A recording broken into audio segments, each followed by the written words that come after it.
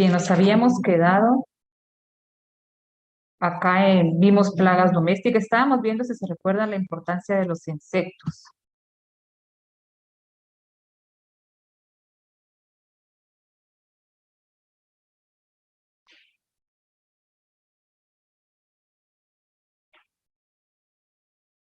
Entonces vimos plagas domésticas que podrían ocasionar algún daño dependiendo el comportamiento, el rol, el tipo de alimentación que ellos puedan presentar.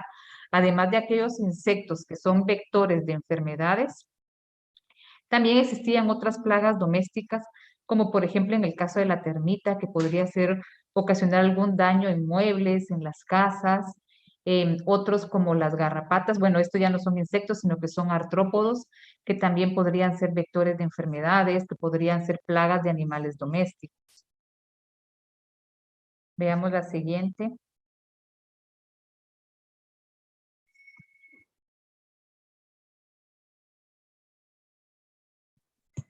Y también habíamos hablado de plagas industriales, que en determinado momento, además, que pueden ser insectos que pueden contaminar el área de la industria, que pudiera ser, por ejemplo, la agroindustria, que manejan alimentos, también podrían ocasionar algunos otros daños, como en el caso de muebles, o bien la agroindustria necesita cumplir con cierta normativa en cuanto a la inocuidad de los alimentos, el cual ellos tienen que pasar por ciertas inspecciones y si no existe un buen control de plagas, ellos podrían ser multados, que podría ser un daño indirecto, ¿verdad? Ser multados o bien hasta cerrarles el negocio. Entonces, esta es otra de importancia en el caso de las plagas de la industria o agroindustriales. Luego vamos a ver entonces, como vimos que hay diversidad de insectos, distintos roles que ellos pueden tener en relación con el ser humano, así también la entomología pues ha creado ciertas ramas, o sea, se ha ido inclinando por ciertas especialidades y de allí vienen, podríamos llamar las ramas de la entomología. Sabiendo que entonces la entomología es el estudio de los insectos, podemos ver algunas ramas en donde se van especializando. Por ejemplo, cuando hablamos de una entomología médica, estaríamos hablando de la entomología que se va a encargar del estudio general de los insectos. De una manera general, puede estudiar, por ejemplo, la biodiversidad, la relación del grupo de los insectos o de la clase insecta con otros organismos vivos, como lo que estamos viendo acá. Podría estudiar la morfología de los insectos, como ya habíamos dicho, la biodiversidad de los insectos, el lugar donde viven, los hábitats donde los podemos encontrar. Podríamos hablar también del estudio de una anatomía y fisiología de los insectos. Ahí estaríamos hablando de una entomología entonces general. Luego podríamos estar hablando de una entomología médica cuando la entomología o los científicos se van a sesgar o a especificar en el estudio de insectos de importancia en la medicina, de importancia médica. ¿Quiénes podrían ser estos? Podrían ser principalmente insectos que son vectores de enfermedades. Creo que aquí nos habíamos quedado en una duda acá cuando hablábamos de la diferencia entre un vector y un transmisor. Hablábamos de la mosca doméstica, que ella solo va, si en algún momento en donde ella estuvo, se contaminan sus patas o su cuerpo de alguna bacteria que posteriormente lleva un alimento, que es una bacteria que le puede ocasionar daño al ser humano, ella solo sería o estaría contaminando el alimento. Sin embargo, el vector, cuando hablamos de vectores, hablamos sí una relación directa entre un microorganismo que pudiera albergarse en las partes bucales, en las glándulas salivares del insecto, y algunos aún tener una relación mucho más grande en donde estos microorganismos, como por ejemplo un virus, pudiera, además de habitar en el insecto, en el cuerpo del insecto, circular en el cuerpo del insecto y reproducirse en el cuerpo del insecto. Entonces, es una relación directa en donde el vector, el microorganismo va a depender casi al 100% de su vector para llegar a infectar, en este caso podría ser al ser humano. Entonces esa es la diferencia entre un vector y un insecto que puede en determinado momento ser un contaminante. Entonces, dentro de la entomología médica, existe un mayor interés precisamente en este tipo de insectos que son vectores de enfermedades a los seres humanos, que son enfermedades realmente de importancia, que algunas de ellas han ocasionado la muerte de millones de seres humanos a través de la historia. Un ejemplo de estos insectos vectores y de importancia médica son los mosquitos.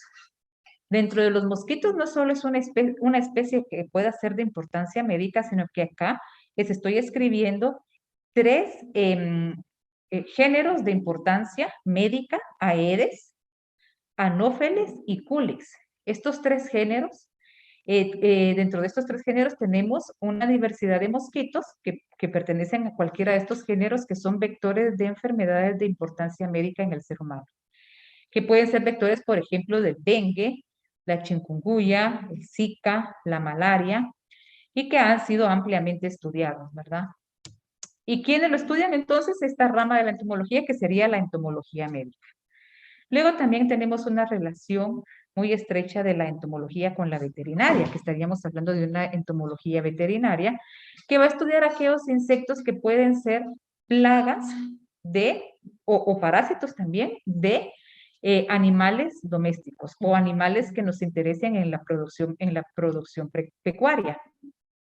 Acá, por ejemplo, tenemos un gusano.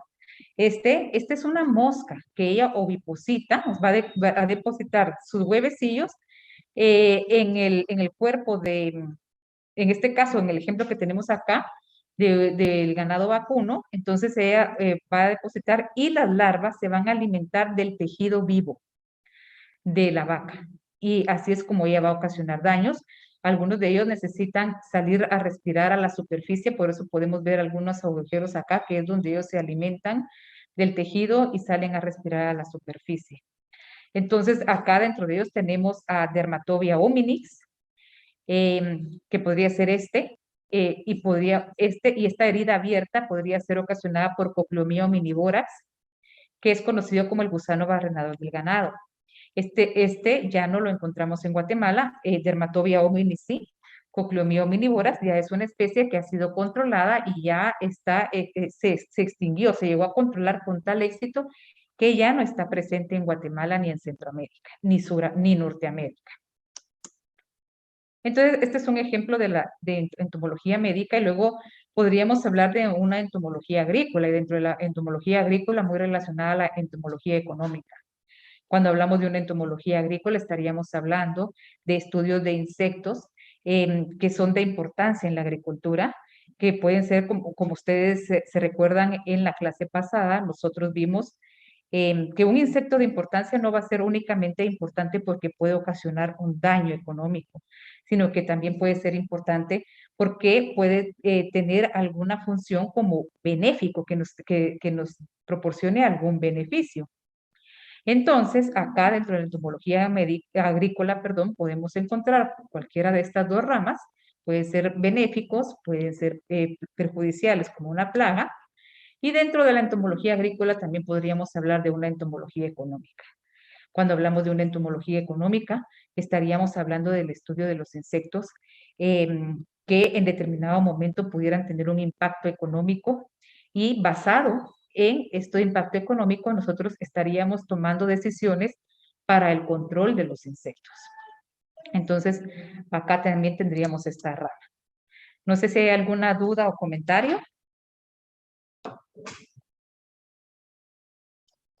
Antes que cambie de presentación, voy a colocar otra presentación, pero si necesitan ver algo antes de quitar esta, me comentan ustedes, por favor. Ingeniera, Sí, dígame. ¿cuál es la diferencia entre mosquito y zancudo? Eso es un nombre, son nombres comunes. Entonces, normalmente los pueden llamar mosquitos o los pueden llamar zancudos, no tendría mayor diferencia, aunque a veces al mosquito también hay otras especies que pertenecen a un grupo taxonómico distinto, que también se le puede llamar mosquitos, pero son nombres comunes, no hay mayor diferencia entre ellos. En nombre común, pues no existe mayor diferencia. Se puede emplear igual. ¿Alguien más?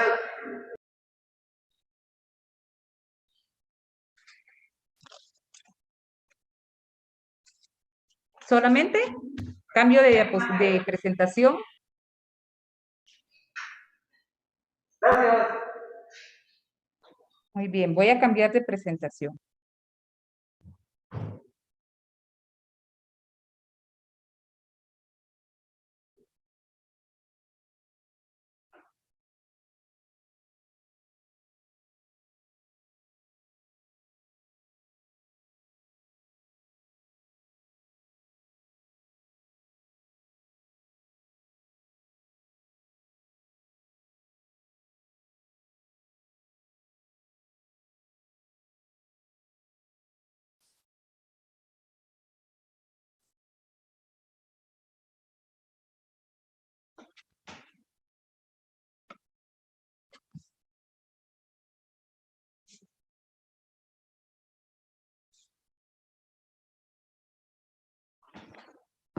Muy bien. Entonces, continuando, vamos a ver primero o a reforzar el concepto de entomología, que ya habíamos hablado un poquito de la entomología, etimológicamente, es decir, las raíces de donde viene esta palabra, la palabra entomología, viene del griego entonces entomos, que significa insecto, entemmo, cortado en segmentos, que es una de las características que destaca a los insectos y de manera general a los artrópodos, que lo vamos a ver el día de hoy. Ya sabemos que es logo, tratado, estudio y acción. Entonces, cuando hablamos de la entomología, podríamos decirlo de una forma muy resumida, la ciencia que estudia de los insectos. En realidad, la entomología es una rama de la biología que estudia los insectos. ¿Y qué va a estudiar de ellos? Lo que habíamos hablado anteriormente cuando explicamos un poquito de la entomología general, va a estudiar la biología, anatomía, fisiología, morfología, ecología, importancia económica, comportamiento también, relación de ellos con otras especies también. Entonces es bastante amplia. Entonces eso sería entomología. Veamos un poquito de la historia de la entomología. Pues por ahí, por el siglo XIV, en Europa, se surgió, bueno, hubo una muerte muy, muy masiva de personas ocasionada por la peste bubónica. Cuando sucede eso, empiezan a investigar qué era lo que estaba ocasionando la muerte a los seres humanos. Entonces empiezan a ver todas las posibilidades y detectan que, bueno, si es una enfermedad, pero ¿cómo es que estos seres humanos se enfermaban de la peste bubónica? Y a través de los estudios determinaron que era a través de una pulga, como el vector de la enfermedad. Entonces, ¿cómo es que surge esta situación? Conforme va creciendo la población de los seres humanos, también se van creando hábitats idóneos para algunos insectos, como en este caso de la pulga. Y así es como entonces estos insectos también ya vienen a ocasionar daños, a tener una mayor relación con el ser humano, ocasionar daños y perjudicarlos de alguna forma, ¿verdad? Como por ejemplo en el caso de la salud.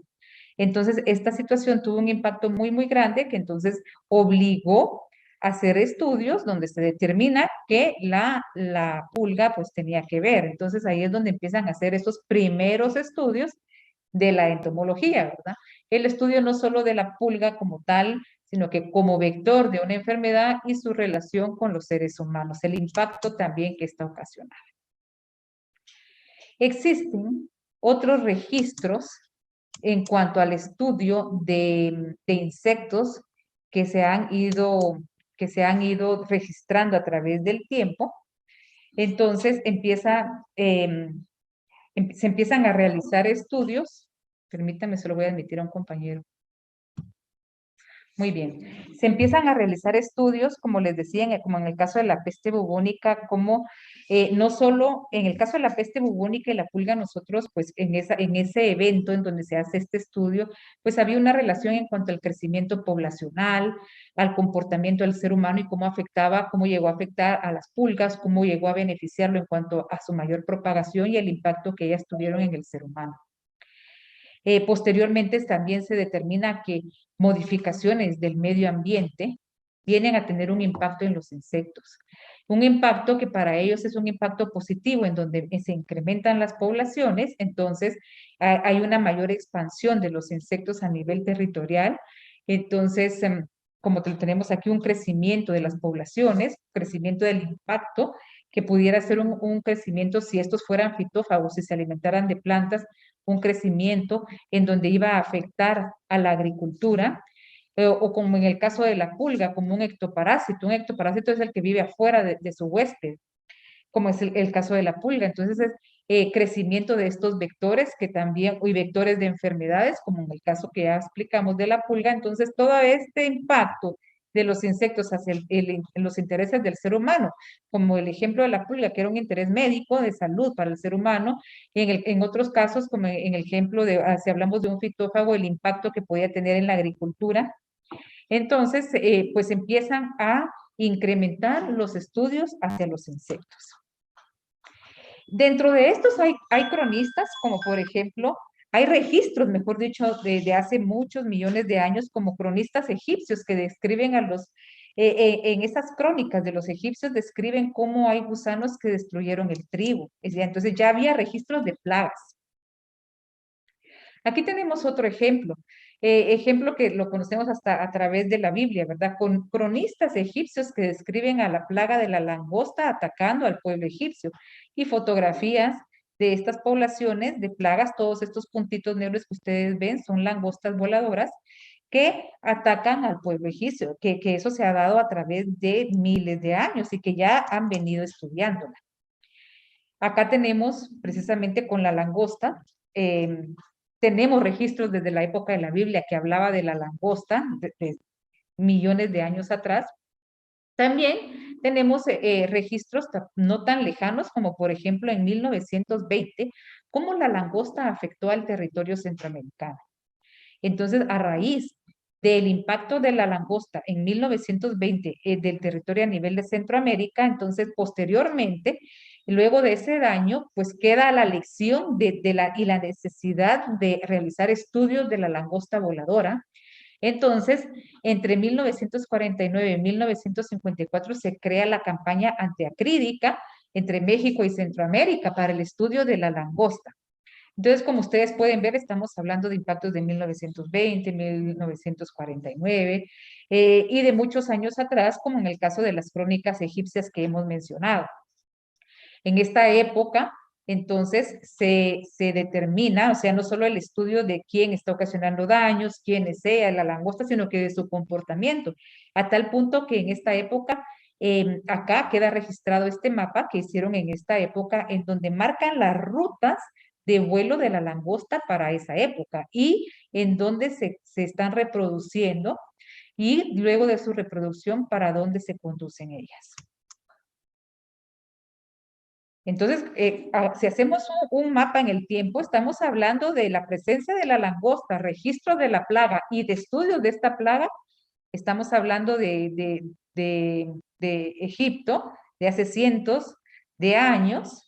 Luego estábamos hablando de 1920, el impacto de la langosta a nivel de Centroamérica. Estábamos hablando luego de 1950, estudios de la langosta en Centroamérica. Y se crean estos estudios porque realmente sigue afectando la plaga en el territorio centroamericano. Pero estos estudios no paran acá porque la langosta seguía haciendo daños. Entonces aquí tenemos otro ejemplo entre el 2003 y 2009. Tenemos aquí el territorio marcado. Entonces ya estos estudios ya nos están diciendo, bueno, qué plaga, qué especie es exactamente la que nos está ocasionando un daño.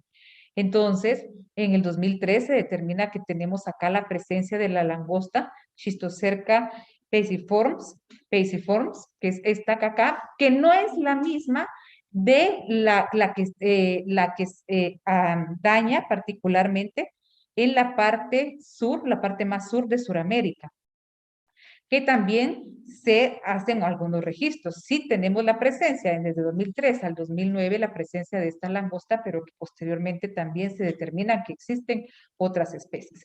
Entonces, el caso de la langosta es un ejemplo bien claro de cómo a través de los años, a través de la historia, esta es una plaga, digámoslo así, que ha venido acompañando la historia de la entomología, la historia del interés de estudiar a los insectos que tienen un impacto de alguna manera en el ser humano, que en el caso de la langosta es un impacto agrícola. Veamos acá. Estábamos hablando en qué nos quedamos en el 2009, ¿verdad?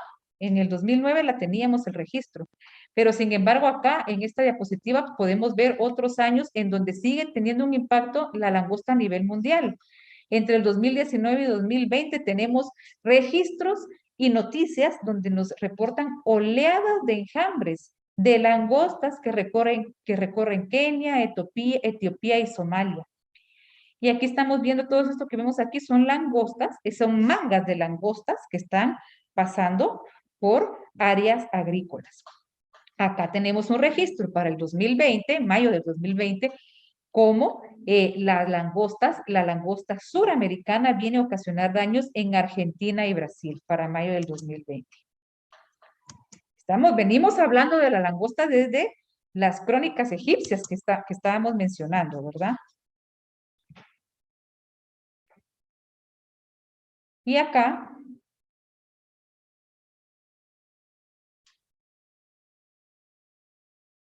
y entonces seguimos para julio del 2020. Estábamos hablando de Sudamérica, ¿se recuerdan? En mayo del 2020, en el diapositiva anterior estábamos hablando, en mayo del 2020 estábamos hablando de la langosta en Sudamérica. Ahora estamos hablando en julio del 2020, la langosta centroamericana, como OIRSA, el Organismo Internacional Regional de Sanidad Agropecuaria, en donde Guatemala es miembro de este organismo, Guatemala y Centroamérica recibimos una alerta para prestar una atención muy importante, que es lo que llamamos una vigilancia fitosanitaria de esta plaga en la región, porque se han registrado brotes de langosta para esta época. Y que se espera que entre el 2020 y 2022 la langosta siguiera ocasionando daños en la región centroamericana. Esa es la alerta que emite OIRSA. Otros ejemplos de insectos de importancia a través de la historia es, por ejemplo, aquí cambiamos de página, dejamos la agricultura por un lado y regresamos a la entomología médica. Tenemos el caso de la malaria, que también a través de la historia la hemos venido registrando. Se ha registrado el impacto que tiene. Aquí tenemos el Plasmodium falciparum, que es el protozoo, que es el que ocasiona la enfermedad de la malaria.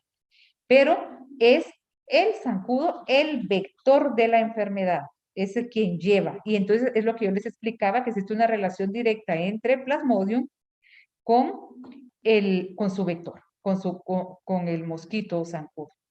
Muy bien. Entonces, por ejemplo, esta enfermedad se registra que para el 2018 se estimaban alrededor de 228 millones de casos de paludismo en todo el mundo. Y aquí tenemos la región en donde podemos encontrar mayor presencia o mayor riesgo de encontrar al vector, pues junto con el causante de enfermedad, con Plasmodium a nivel mundial. Bueno, ese es un poco de parte de la importancia de la entomología, un poquito de la historia de la entomología. Y entonces ahorita, antes de pasar a los artrópodos, ¿alguna duda?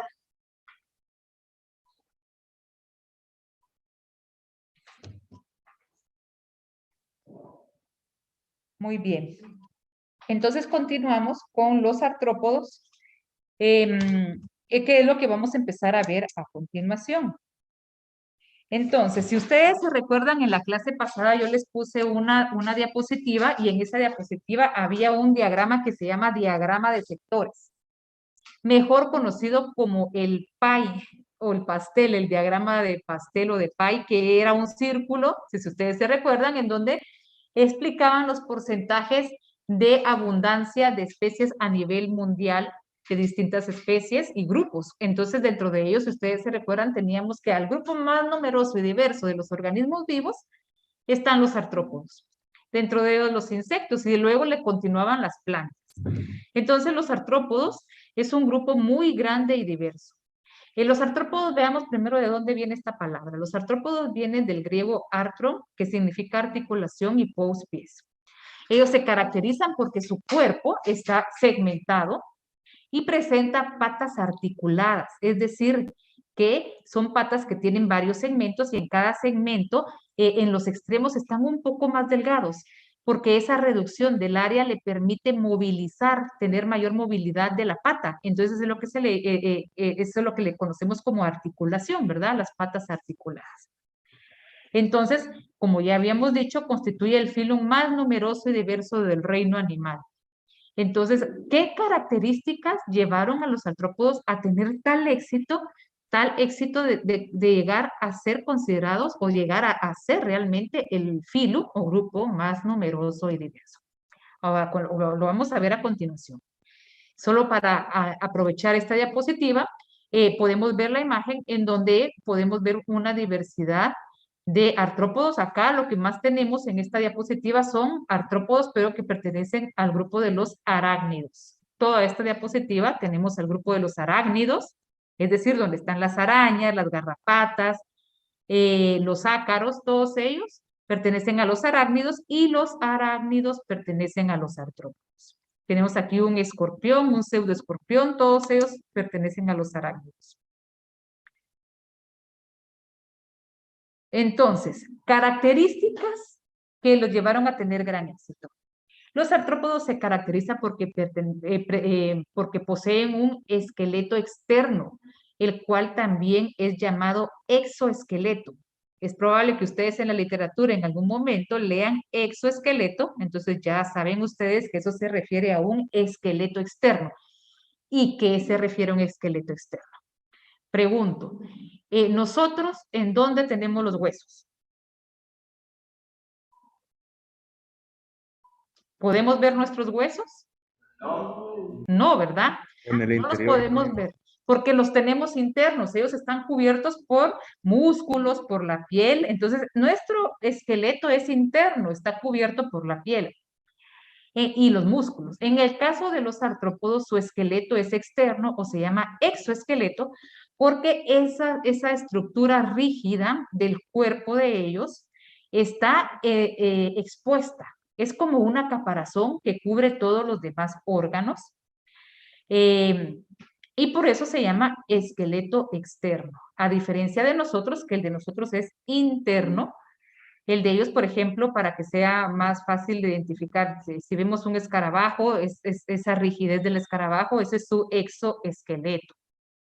El exoesqueleto es una estructura rígida formada principalmente de quitina que le da esa estructura rígida. Entonces, esa es una característica. Esta característica de tener su exoesqueleto o esqueleto externo es una ventaja porque el esqueleto le sirve a los artrópodos para protegerse de golpes, de enemigos naturales. El mismo exoesqueleto tiene cierta regulación para evitar la pérdida de agua en el cuerpo del insecto. Entonces, esa es una ventaja que tienen los artrópodos. Luego habla de articulados. Presenta apéndices, es decir, estructuras externas en su cuerpo, como las patas, las antenas, que son articuladas. Ya les expliqué que articulado tiene ciertas, en los extremos de cada segmento, es un poco más delgado que le va a permitir darle movimiento a esas piezas. Los primeros artrópodos no eran articulados, entonces a ellos se les dificultaba mucho el caminar y era una desventaja para ellos porque entonces no podían huir con facilidad, por ejemplo, de algún enemigo o de algún peligro. En cambio, ya con patas articuladas, pues ellos ya tenían mayor movilidad. El exoesqueleto en un principio también llegó a ser un obstáculo para ellos porque pues era muy difícil su crecimiento, entonces posteriormente ellos fueron evolucionando y crearon otras ventajas para ellos que vamos a ver más adelante. Entonces, dentro de ellos, dentro de los artrópodos, tenemos a los insectos, que de ellos vamos a estudiar específicamente. Tenemos los arácnidos, como todas las fotografías, la diapositiva que vimos anteriormente. Los crustáceos también están dentro de los artrópodos, es decir, que están bastante cercanos a los insectos. Y los miriápodos, como el 100 pies y los 1000 pies. Entonces, todos ellos pertenecen a los artrópodos. Entonces, aunque son grupos separados, como pertenecen a un mismo grupo, que son los artrópodos, podemos decir que están muy cercanos entre ellos evolutivamente, como vamos a ver a continuación. En cuanto al origen de los artrópodos, existen artrópodos registrados, por ejemplo, aquí el trilobiote o trilobiotes. Este es un artrópodo que él ya no está. Esta especie sí está extinta, este grupo está extinto, ya no lo tenemos, pero es uno de los primeros artrópodos que existían. Existían entonces algunos que vamos a ver a continuación. ¿En dónde? ¿Desde cuándo? ¿Desde cuándo tenemos registros de la presencia de artrópodos? Desde la era paleozoica. Desde acá ya existían los primeros artrópodos.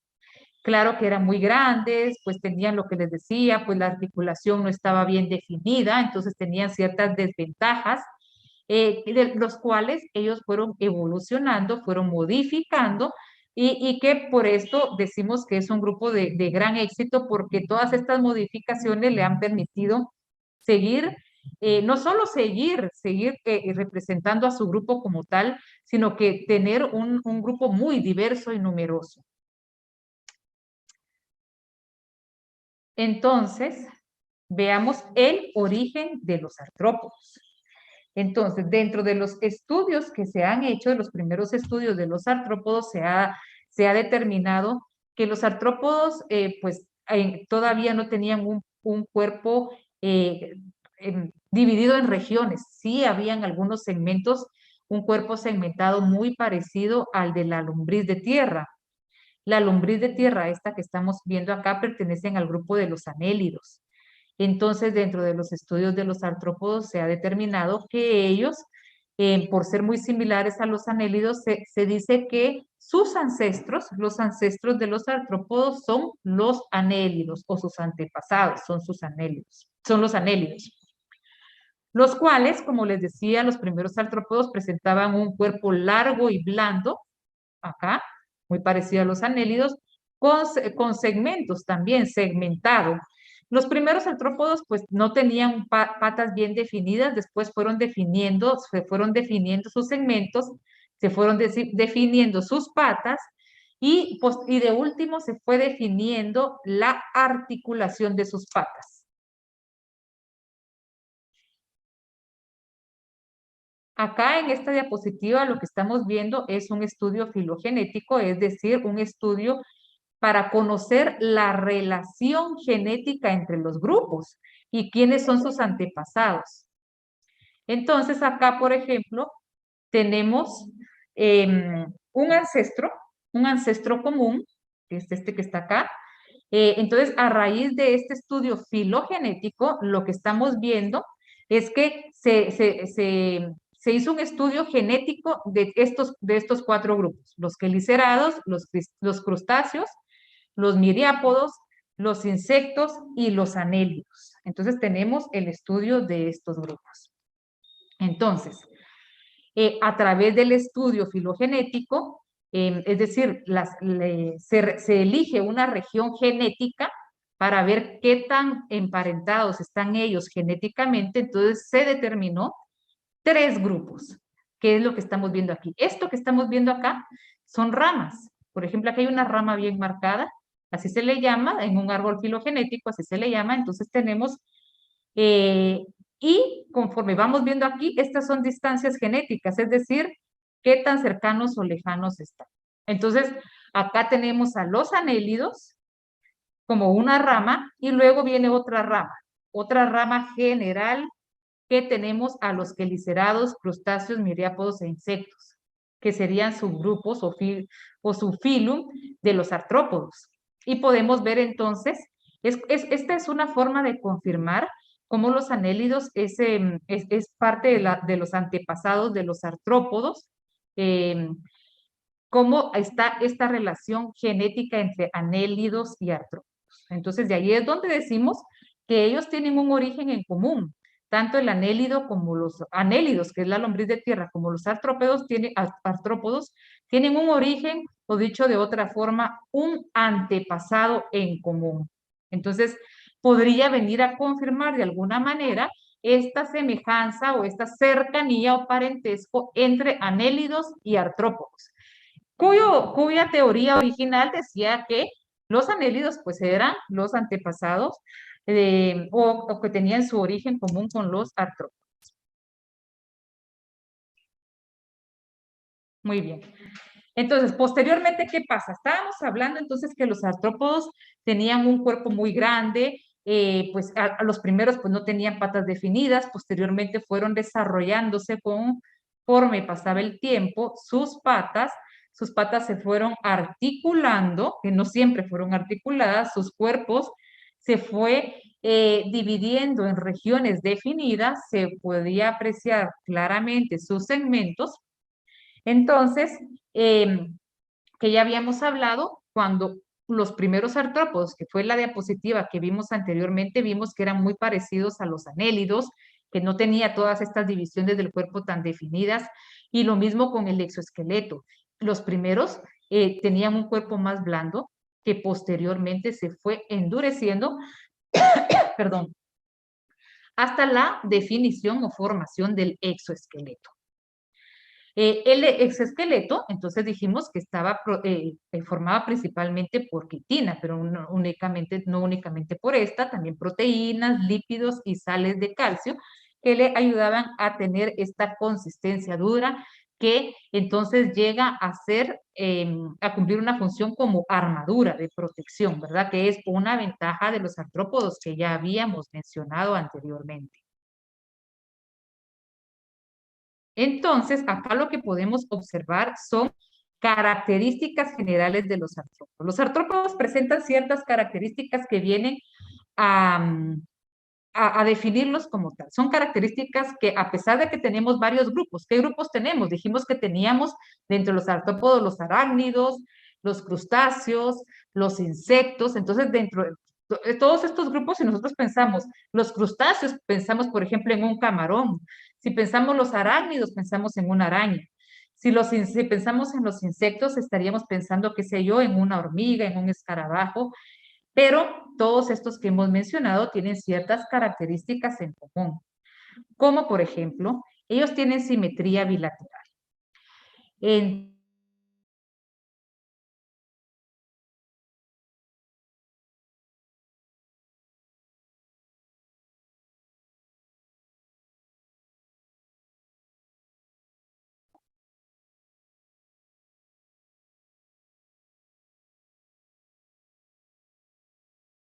son muchos, entonces le voy a dar prioridad a la admisión de las secciones.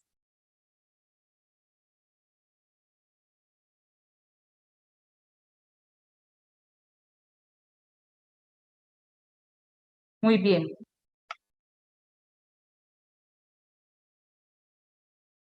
Entonces, como les decía, voy a compartir la presentación.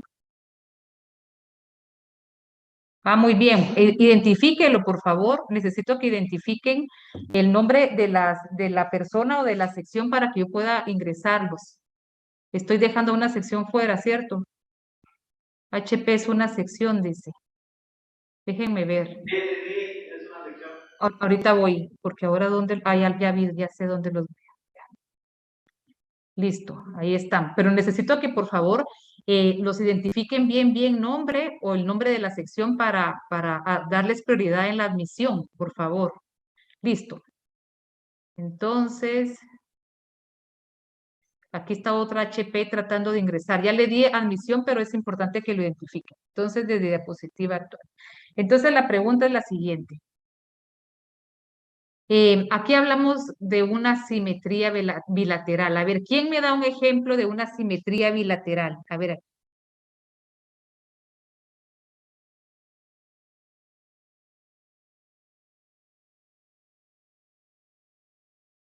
aquí está el ejemplo, miren. Nosotros tenemos una simetría bilateral. Sí, patas, ¿verdad? Porque tanto el número de patas que hay de un lado hay del otro. ¿A qué se refiere entonces simetría bilateral? Primero lo voy a explicar. Cuando hablamos de una simetría bilateral, quiere decir que todo lo que hay de un lado, como en este caso, que está señalado aquí en este dibujo, va a estar en este otro lado. cuando hablamos de una simetría bilateral, aquí tenemos el ejemplo del ser humano, quiere decir que partimos al ser humano por la mitad y todo lo que esté en una mitad va a estar en la otra mitad. A ver, ¿alguien está levantando la mano? Maestra, tengo una duda. ¿Sí? La diapositiva dice nadar y marca las patas y dice andar y marca la cola. O sea que Ah, sí, nada porque con la cola. ahí hay un error, ahí hay un error. Pero voy a terminar de explicar esto y cuando llegue ahí, entonces lo vamos a ver. Ahí está al revés, pero ahorita llego para allá. Solo veamos aquí en simetría bilateral. Entonces, como les decía, todo lo que tenemos de un lado lo vamos a tener del otro lado, en el cuerpo. Por ejemplo, el ser humano tiene simetría bilateral.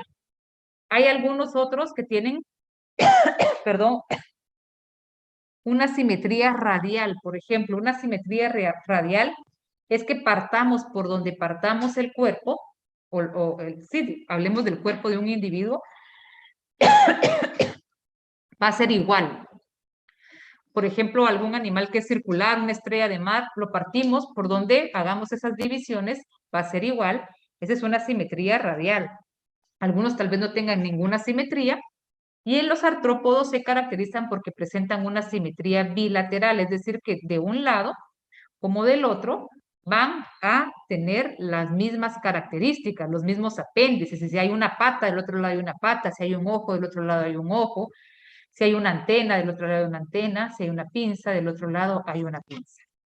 Luego, otra característica es la presencia del exoesqueleto, que ya hablamos bastante del exoesqueleto, ¿verdad? Que está reforzado aquí con quitina, carbonato de calcio, dice que son elementos que lo hacen muy fuerte y resistente, que le sirve entonces de protección.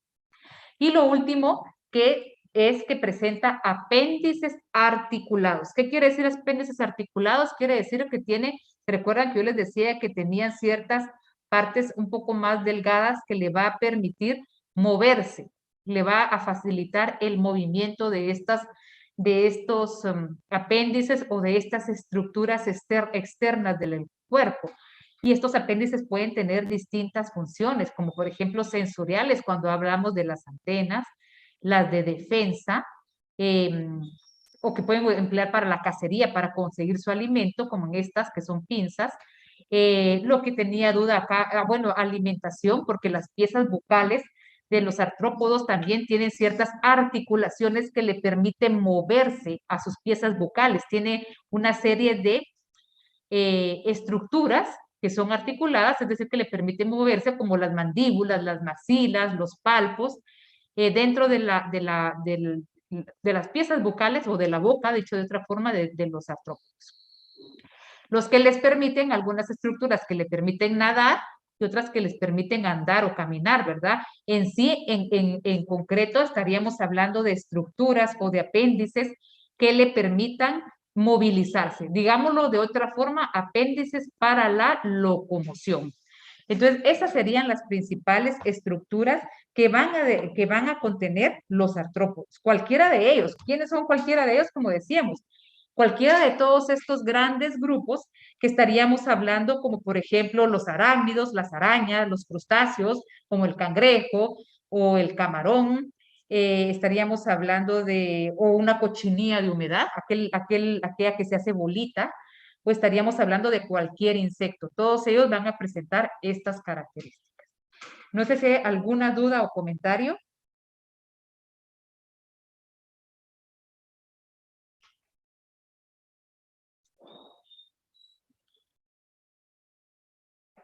¿Estamos? Bueno, en realidad nos quedan 5 minutos para que se acabe el periodo, entonces yo quisiera aprovecharlo para alguna duda o alguna noticia para no salir tan corriendo. Entonces no sé si alguien quisiera comentar algo.